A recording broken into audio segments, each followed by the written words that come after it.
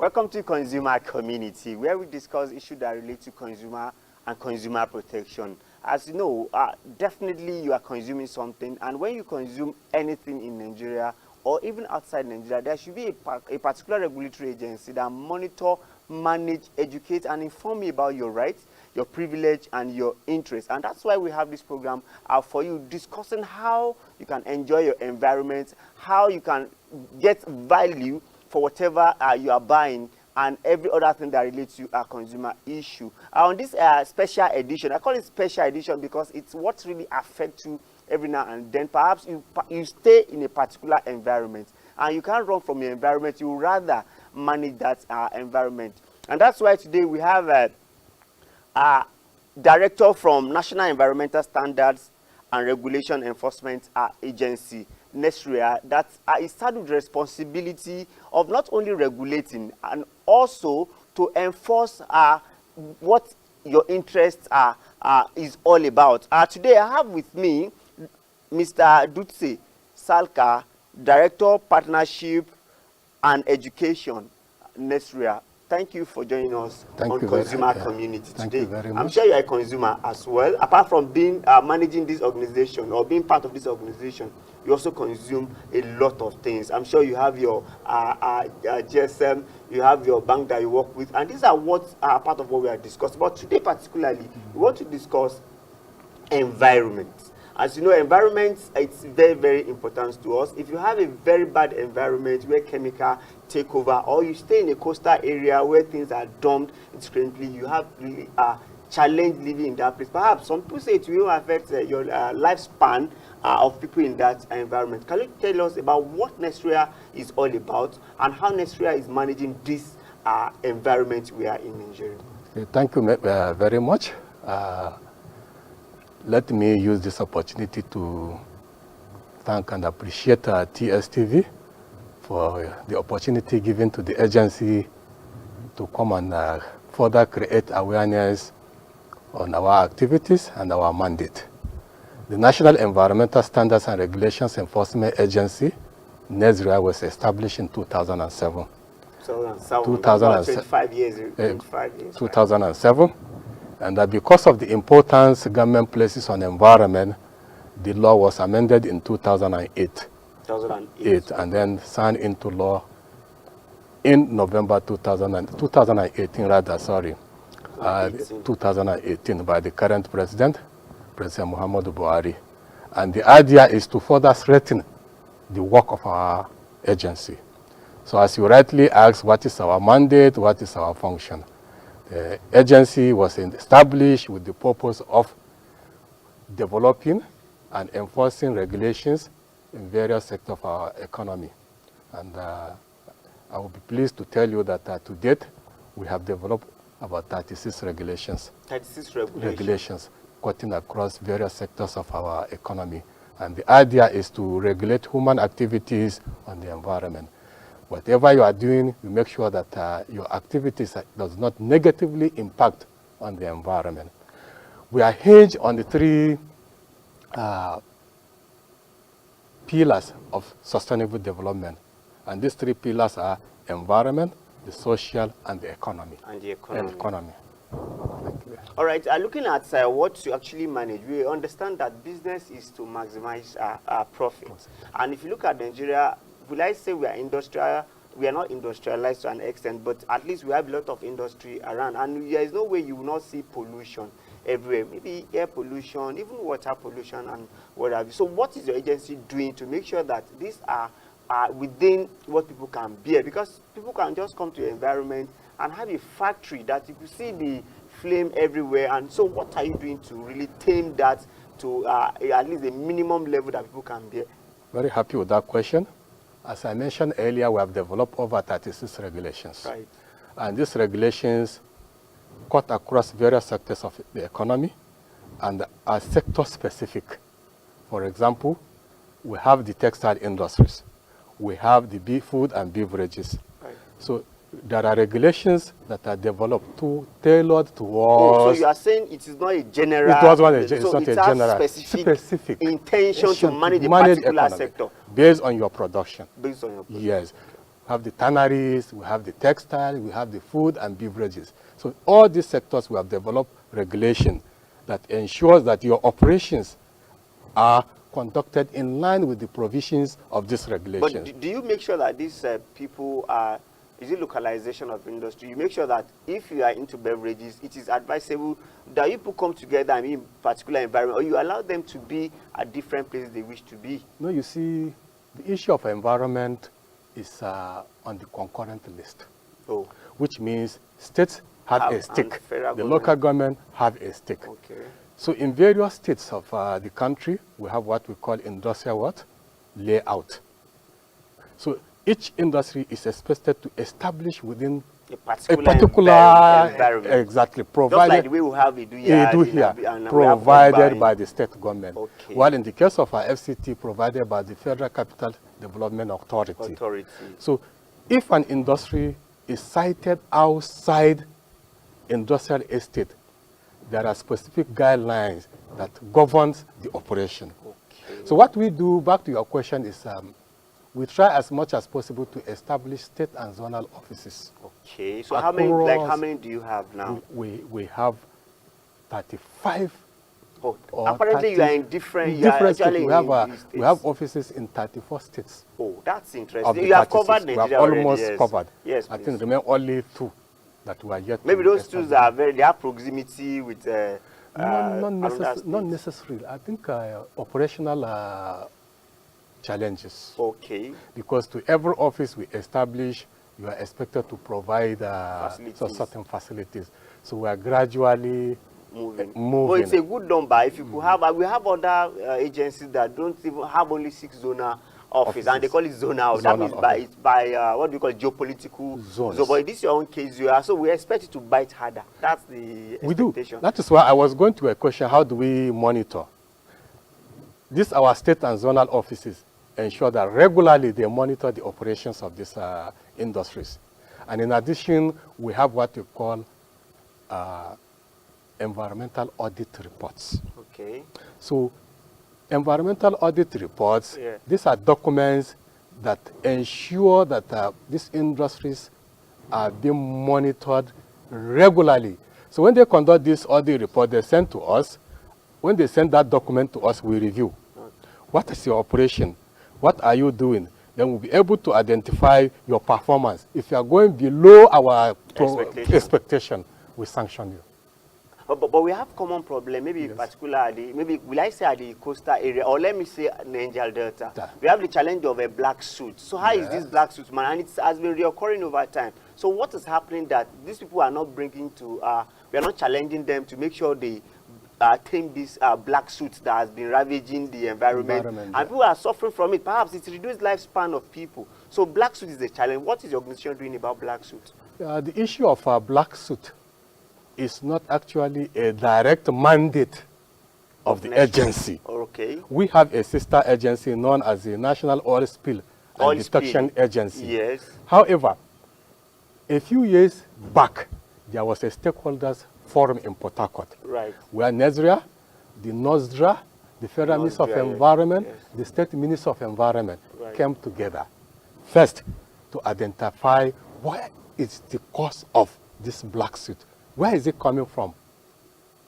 And then it was traced to this illegal bunk or oil, or this modular refinery that are operating. So it is oil spilling. It's oil spill as a result of improper production. They use crude means. And the process. But I could see they are arresting a lot of that now. In fact, was it day before yesterday, there was a lot of death recorded because of such illegal refinery. So having looked at that, with what we have discussed so far, we saw, if you look at the environment, you see waste everywhere. How do I mean? You see just a bunch of waste located in a particular street, on a road, you see a bunch of, what is it, or isn't the one within your mandate to make sure that, because this thing creates hazard to the environment, and flies pass through that, and cholera and what have you. So what is your organization doing to really tame that, because there should be a central place that all these deaths should be done. We could see a better environment in Abuja, because there's always truck assigned to pack this there. But if you go to countryside, you see that heaps of waste to be there, and it's challenging. Thank you very much for the issue of waste management has been a very major challenge, not only to the agency or to the federal government, but as I mentioned earlier, the issue of environment is in the concurrent list. Okay. So specifically, waste management, by the provision of our 1999 Constitution as amended, is the role and responsibility of the local council. Okay, local government. Local government, say, okay. by the Constitution. By the Constitution. However, because of the enormity of the problem, very, very enormous. you see the states coming in, federal government coming in. That is why in NESREA, we came up with what we call Extended Producer Responsibility Program, okay. EPR. Okay. Extended Producer Responsibility Program. Right. The idea behind is, from the producer, you start to monitor the waste. Okay. You start so it's even from the source. You start managing it from the source.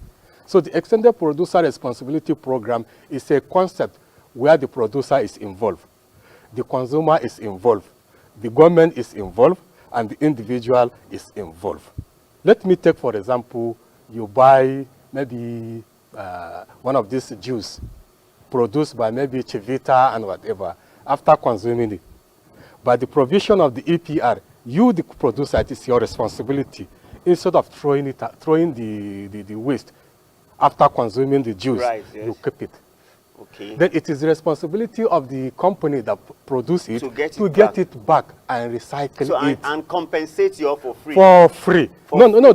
It depends on the... because you know Nigerians, if you actually want me to return those things, by the time I pack those waste together, I expect maybe you now say, if you bring 50 packs, I give you one, you know. There is that provision. Because it's very, very, it should be encouraging. What is happening under the EPR is you have the Producer Responsibility Program. Right. So this is not just like a private company, yes. of a private individual that will engage these people as scavengers. Okay, yeah. So they will now pick it up and bring it to the collection point. The thing is, if like maybe Lagos, for example, or some places, you could see that when you are walking on the street, they will put a kind of place where you can be dumping maybe a can. You can be dumping it there, and they will come and pick it. It's another idea. This challenge of dumping everything, you have the problem of sorting. So the sorting.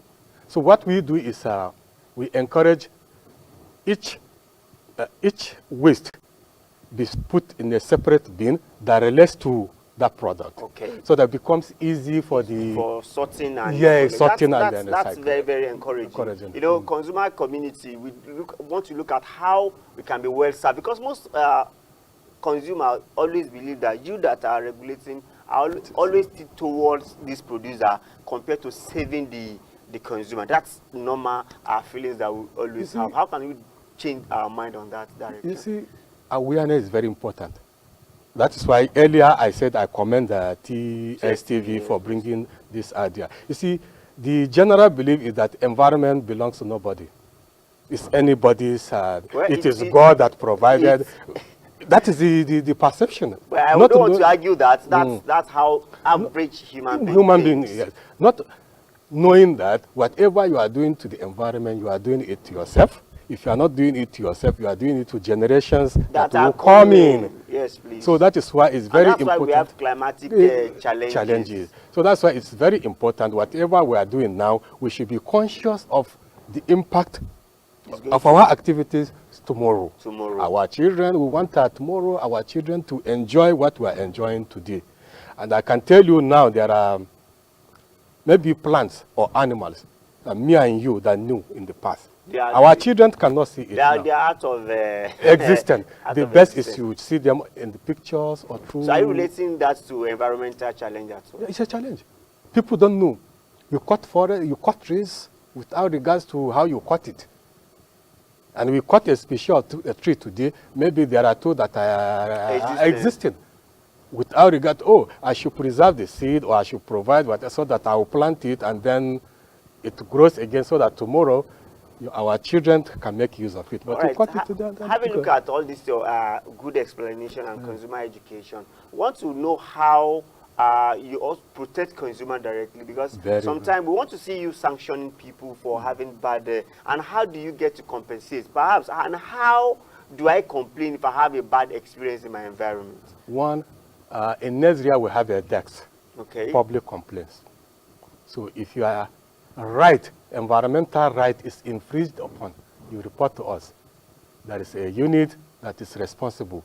Visit that site and see what is that environmental right that is infringed upon. Now, how do we protect the consumer? Let's take the case of electronics and electrical equipment. Okay. Some of these equipment are imported into our country either in the form of end of life or near end of life. Our officers are in collaboration with the Nigerian Ports Authority at the ports and entry points into the country. So either the customs or one of these regulatory agencies come across a consignment that they suspect contain this used electrical and electronic equipment. But Nigeria is used to a consignment that are Tokumbo. We call them Belgium. That's where I'm going. Okay. That's where I'm going. Right. And they come in consignment. Yes, please. They are kept on hold at the ports. Okay. Pending clearance from NESREA. So the agency will visit the ports, examine the consignment, and see whether they have fall within or they've meet up with those regulations I'm telling you. There's a specific regulations, electrical, national environmental control of electrical and electronic equipment. Okay. So the provisions of these regulations are being considered before those equipment are allowed for usage by our consumers. And after the use, under the EPR arrangement, you are not supposed to discard. Okay. You are not supposed to. You return it back to the consumer. And then the manufacturer. We have started that. So a few years ago, the agency actually repatriated a ship loaded with e-waste back to their country of origin, because Nigeria is a signatory but like this good news you are giving us, is not what is all over the news, because it is. We want to see what you are doing and how. It is. We are a signatory to the Convention on Diesel. Okay. Convention. So Nigeria is a signatory, so we make sure that we comply with the provision on those other conventions. So what I'm saying is, it's not that you are not carrying it out. What we are saying is that when you carry this, you are supposed to blow it to an extent, a degree that Nigerians will see that, oh, this is what is happening. And there should be consistent education on the standard we even expect to see. Because if you go to all these, Lagos especially, and you see people buying these electronics every now and then, are you saying all those ones that comes into our environment are within the standard? I told you earlier, they come in two forms. Those that have reached end of life, where we may not hear, we don't even allow them to come in. They are taken back to so they are kind of expired. Expired, so we don't even allow them to come in. Those that are near end of life, when they come in, we keep track under the EPR arrangement, in line with the provisions of the National Environmental Control of Electrical and Electronic Equipment. Okay. So those that have reached end of life, they are not even exposed to it. We don't allow, except perhaps maybe they get entry into the country through illegal means. Okay. But if it is through our ports, the customs are there, the immigrations are there, and other security agencies are there. Immediately they get hold of such consignment, they alert the agency. Our officers are in Lagos, and they quickly run there and see. If they don't fall within, we don't even allow them. Now, if I may also ask, do you have a particular segment or a particular way of educating Nigerians about all these good things that your organization have been carrying out? How do we get educated about it? I told you I'm a director of partnership and education. Yes. So education, you see, what we do, there are various forums that the agency has come up with. Annually, we have what we call National Stakeholders Forum, a National Stakeholders Forum, where we invite stakeholders in the environment to come. When they come, we brief them, this is what we have done. And then we receive comment, response, feedback from them. That is one. We have also what we call National Regulatory Dialogue. Under the National Regulatory Dialogue, is to have an appraisal of these our regulations, Okay. and see where we are performing and where we are having Need to maybe do more, and then recommendations comes, and then we amend those provisions that seems not to be working for us. Okay. Having a look at what you are doing, I was trying to ask you then that how do consumers get to communicate with you? You know, it's very, very important at this age. Most Nigerians are on social media, on all these different platforms. So what are the platforms that you actually open? Because it's not every Nigerian that will come to your four-wall office to complain. Most of us, perhaps, if we want to give us such information, we wouldn't want it to be where we'll be confined to discuss such things. We want to just be where we just tell you via a particular platform and you take. So how open is those platforms to Nigerians? Before now, the means of creating awareness has been the old method of appearing on television, on radio. Yes, conventional. Radio. Yes, Yeah, conventional means. But with the advent of the social media, the agency is on Facebook, we are on WhatsApp, we are also on Instagram, on all these social media. Okay. Then if you want to get to us through our website, yes, we'll give you. Maybe before the program, and we'll request you to give us those lists so that Nigerians can actually get to know it and know how to really get back to us. To you. Thank you for being part of the consumer community. We proceed on a break now. Kindly join us when we return for this beautiful program. Thank you for being there. Consumer community on BRTV. My name is Aliyu Ilya. Matters that concerns you as a consumer, where we educate you on goods and services and fight for your interests and protect your privileges. The commission, does this. We do investigate bank. So when you lodge a complaint with the bank and after 2 weeks, maybe you didn't get a response or you are not satisfied with their resolution. TSTV, connecting your world. TSTV, connecting your world.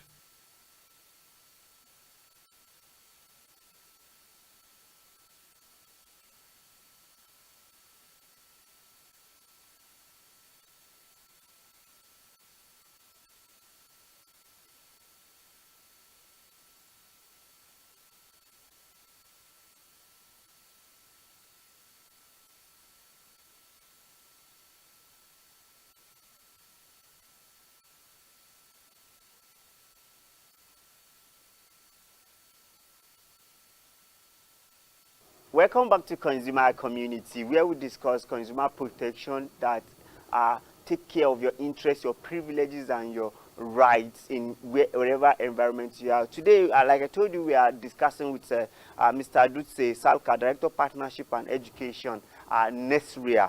And when we say NESREA, NESREA simply means National Environmental Standards and Regulation Enforcement Agency. How well do you enforce these laws and regulations? How well do you bring people to book? How well can you give us an example of organizations that have maybe abused the privileges, did not take to regulation, that has been sanctioned over time in Nigeria so far? Thank you very much. As the name suggests, National Environmental Standards Regulation Enforcement Agency. A lot of facilities, defaulting facilities, have been sanctioned by the agency. So many. I can vividly recall between 2000 and 2021, we sanctioned over 100 facilities that violated. Is that not too small compared to the way Nigerians, companies take advantage of Nigeria? Before now, nobody sanctions. Yeah, but that's why you are there to... I'm saying before the coming of the agency... So I was expecting thousands. Look at the period I gave. Okay. Between 2020 to 2021, just within that period, within a year, we were able to sanction over 100, and it's ongoing. And I'm not even giving you the current data of this year. Okay. Yes. So it's an ongoing exercise. As I mentioned earlier, we have offices in 34 states out of the 36, plus Abuja. Our officers in the field are regularly monitoring the activities of these facilities and organizations, individuals that violate our environment. And the issue of environment, one thing we should know is that it is not only the responsibility of government. Everybody should be involved. It should be everybody's business. But you see, most of those people are they not too big to be sanctioned? No, that is why the strategy we adopted is we engage non-governmental organizations, NGOs. NGOs, and we came up with a voluntary scheme, the NESREA Green Corps. The NESREA Green Corps is a voluntary organization, a Is it voluntary national scheme. in nature in It's or national in particular nature. environment? Okay. It's national in nature.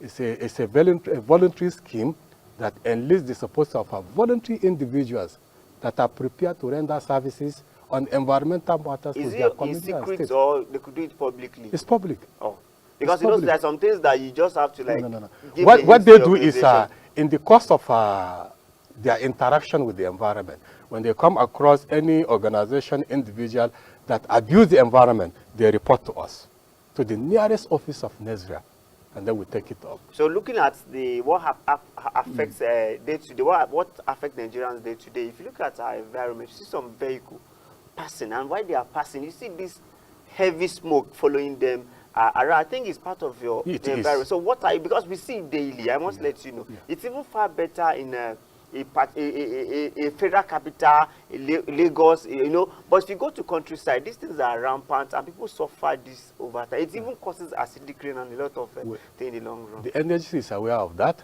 and it's part of our mandate to ensure that we monitor the quality of our environment. Based on that, the agency initiated 2 programs. The first one is the National Generator Emission Control Program. Okay. The second one so is... my neighbor that is disturbing me with generator. You report. I should report my neighbor. You report. Then the second one is National Vehicular Emission Control Program. Which is the main thing. We are in the process. It requires stakeholders' participation. The state must be in, the federal must be in, the VIO, road safety. So it's ongoing.